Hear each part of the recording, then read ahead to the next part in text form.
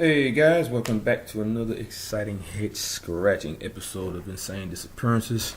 This is going to be like a short video where I wanted to do this as a favor of the aunt of a young girl that went missing on December 20th of 1980.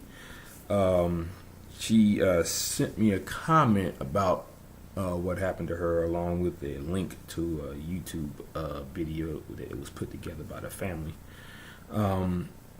I told her that I would definitely do that, because, despite of the, well, not so much despite, but, given the nature of my channel and what I talk about, when somebody mysteriously vanishes and nobody knows why, and next thing you know, it's like 30 to 40 years later, and they still don't know what happened to their loved one, I feel compelled to actually do a video on that. So I promised her that I would do a video on this to, get more views out of what happened to her and, and spread the word. So here it goes.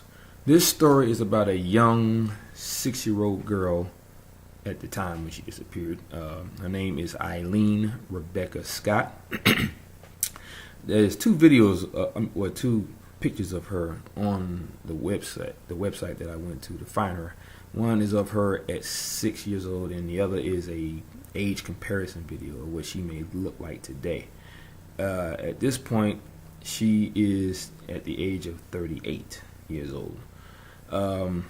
Now, she's been missing since December 20th, 1980 from Carson, California.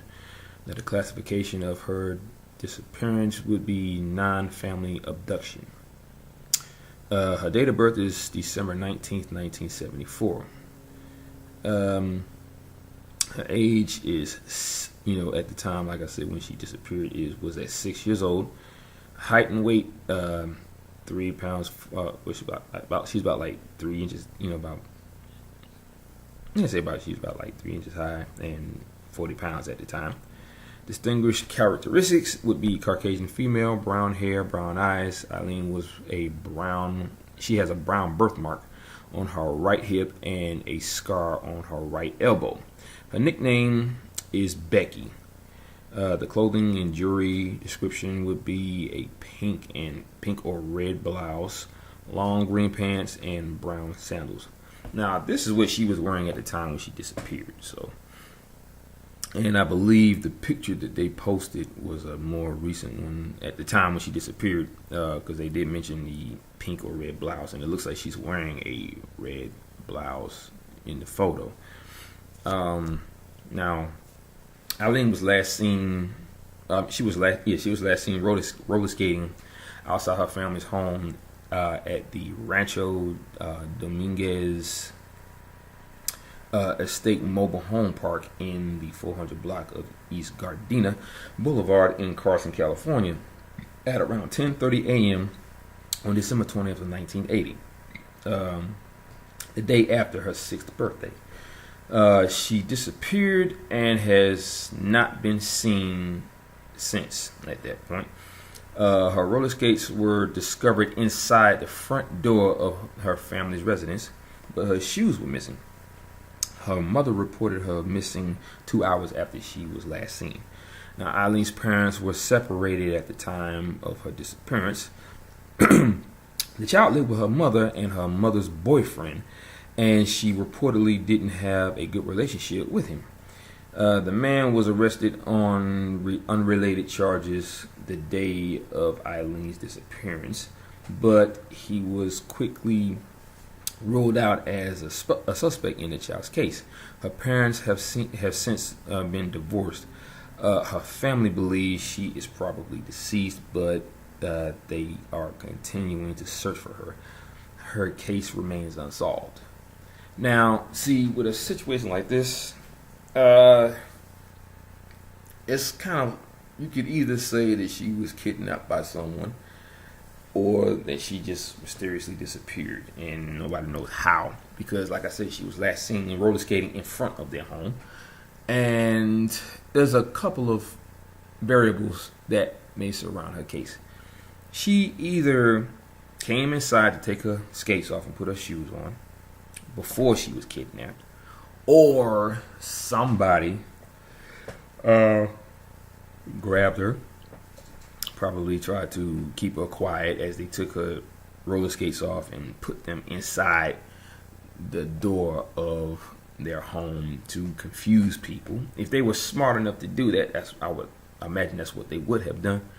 Now, in a lot of the cases dealing with the missing 411 cases, a lot of weird situations occur where they find certain clothing in certain areas, but they don't find the person, or they find the person and the boots are missing.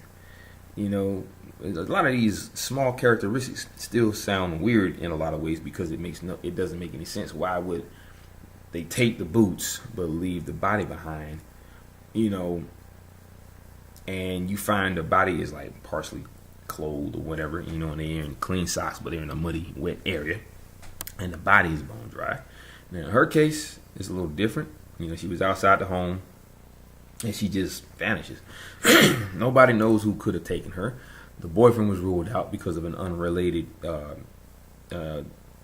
crime that he committed. That's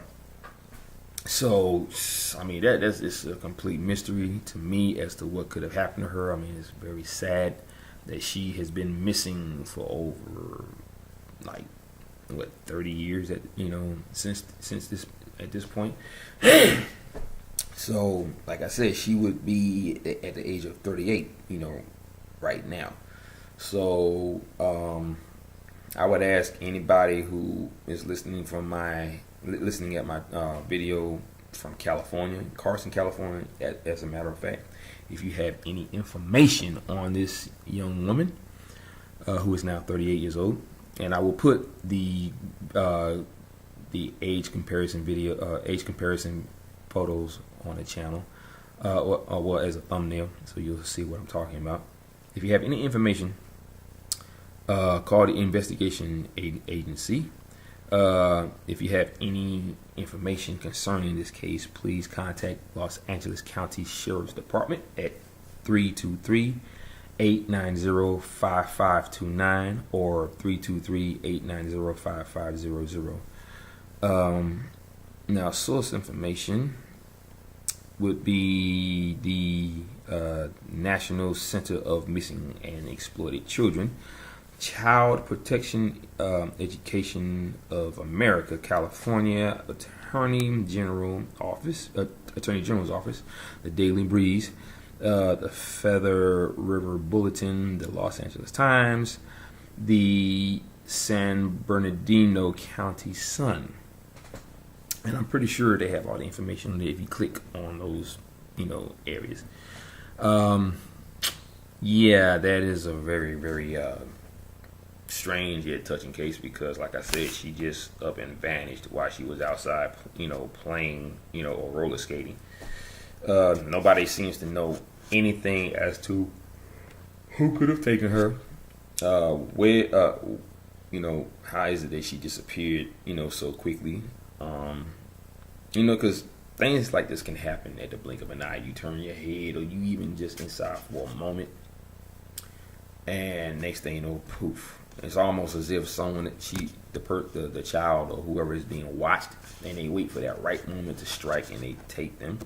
And they always seem to be able to not leave any evidence behind because they haven't found any evidence whatsoever to state that she was kidnapped or she, it's like she just, walked into oblivion or skated into oblivion. But she couldn't have done that because the skates was found inside the home or at the doorway. But, yeah, I could come up with theories all day long, but theories are not evidence-based, okay? It's not based on any evidence that you may find to say, okay, that's what happened. Theories go by the mysteriousness of the case where they just vanish without a trace. No, they vanish in thin air while in the area, okay? There have been plenty of cases where children be on the property near the house, like in the front yard or in the backyard, and they just vanish without a trace. Just like this young girl named Anna. She was coming home from school. She took off her coat and she, went outside to play with. I think they had a dog, and her mother was in the kitchen. I guess she was probably making her something to eat. She hears her go to the backyard. Then, like 5 minutes later, everything got quiet. So she went outside to make sure she was all right, and she was gone. She vanished. And according to the mother, she had nowhere to go because there was an area behind the house that was very thick with brush, and she couldn't have gone through there. There wasn't a trail. I think she said there was a body of water in the back of the house, but still there was no way for her to get to that area. She would have had to do a lot of climbing. There was probably a lot of thorns, maybe some branches that she could have got snagged on. So there would have been evidence of her actually going in that area. And as a woman who knows her own child, she knows she wouldn't have been able to do that. Now, the one thing I understand is that, you know, a lot of parents, they overestimate what their children can do. Because one thing's for sure, if a child doesn't have that part of the mind that says you can't do this or you can't do that, they got it in their mind that they can't do it. And some of them actually do. I've been in situations where I saw a young boy jump from the top of the stairs when I was living in Brooklyn, because, you know, in Brooklyn or anywhere in New York, you have these very high steps, you know, these brownstone homes. And he literally leaped from the top of the stairs to the very bottom, like on the ground, you know, in front of the gate at our house. I saw this with my own two eyes. I was young, but I know what I saw. You know, most people would never believe that because they would think a child could never do that. They probably would break every bone in their foot or in their body, but he didn't. He literally jumped from that height and landed at the very bottom, like in front of the steps. So, like I said, there are things that our children can do that we feel that they can't do because of them being young and because of them being small and fragile. But, you know, agility is very alive in young children. And their ability to not know what they can't do will make them do a lot of things. So, but in her case, like I said, that is very sad. And I was very happy to do this video. I was very happy. Sorry, my tongue keeps jumping.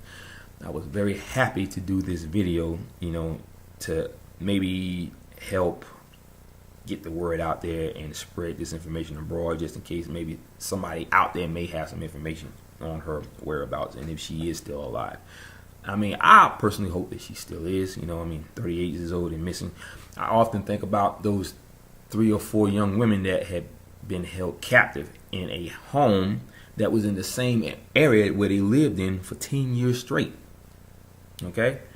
And they were finally let go. Don't know how it was, or maybe they just got tired of looking after them. One girl got pregnant by one of her captors. You know, this made big news. How they was basically held captive for 10 years in the same town. I think they was like, down the street in a home, and nobody ever knew that they was even there. You know, for 10 years straight. Like I said, mysterious things that happen often can be revealed, you know, especially in cases like that. But that's a whole different ballgame with her. You know, she's been missing for 38 years. Well, I mean, for like 30 some odd years, and she's 38 years old. So, you know, if she's still alive. They say the same thing about Madison Scott. She's been missing for 8 years, and people still believe that she is alive. I would hope that she is, but she just, you know, she just isn't found. You know, and I will hope that someday that she will come home, or whoever has her captive will let her go. But yeah, but that's all the time I got on this video. I have to be to work earlier today, so I got to really get cracking. I want to thank all of you for coming out and watching this video, and I hope that one of you, if you're listening to this video, may have some information on her whereabouts. Like I said, I'll leave the information, you know, in the description box below, and I'll put it on the thumbnail as well, along with the age comparison photos, so that you can see, you know, the difference. And maybe if you see this woman, you'll know who I'm talking about, and hopefully call the information that I mentioned earlier about, for the sheriff's office and everything. So that's it, guys. I'm going to still be looking into some more cases, of course, and I will post them accordingly.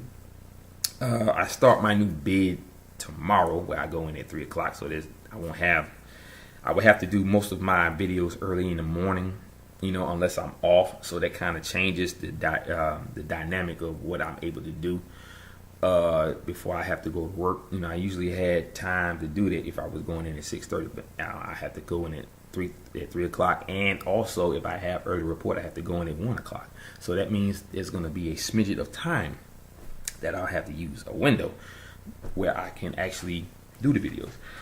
And if I can't, I'll just have to do them on my days off, Tuesday, Wednesday, which I do still have. So that is the, gist of my situation. But you know how I do it, guys. At the very end of every video, aloha, mahalo, and a hui ho. Peace out, guys.